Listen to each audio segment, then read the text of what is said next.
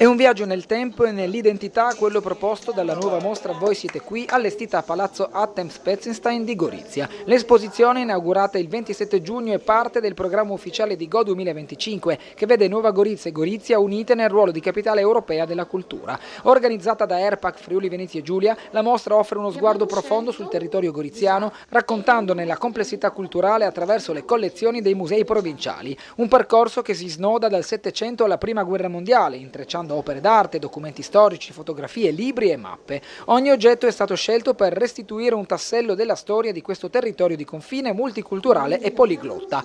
Dall'identità istituzionale e politica, documentata dagli archivi, al patrimonio librario in più lingue, fino alla produzione artistica locale, con nomi come Tomins, Bolaffio, Crali e Spazzapan. Noi immaginiamo una cultura di frontiera per una terra di confine, e la cultura di frontiera guarda con amicizia alle identità che stanno al di là, quelle lontane o vicine che siano, però per fare questo bisogna innanzitutto conoscere la propria storia, la propria identità, bisogna sapere chi siamo e da dove veniamo. Ecco, Voi siete qui racconta proprio la nostra storia, la storia di questa città e di questa regione, e tra l'altro ha il pregio di farlo utilizzando materiali, libri antichi, dipinti, manoscritti di proprietà dell'ERPAC, dell'Ente regionale del patrimonio culturale. Particolarmente significativo l'autoritratto con il fratello Francesco di Giuseppe Tomins, simbolo della fratellanza tra Nuova Gorizia e Gorizia.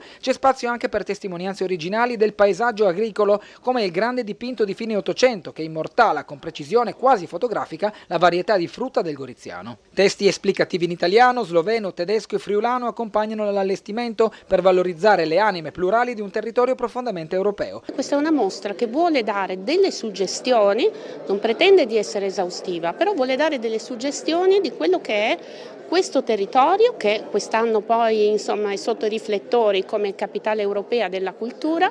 Di quello che noi vogliamo dare sono, diciamo, dei flash di storia, di cultura a vasto raggio naturalmente a 360 gradi, tradizioni, personalità artistiche, insomma personaggi importanti del territorio.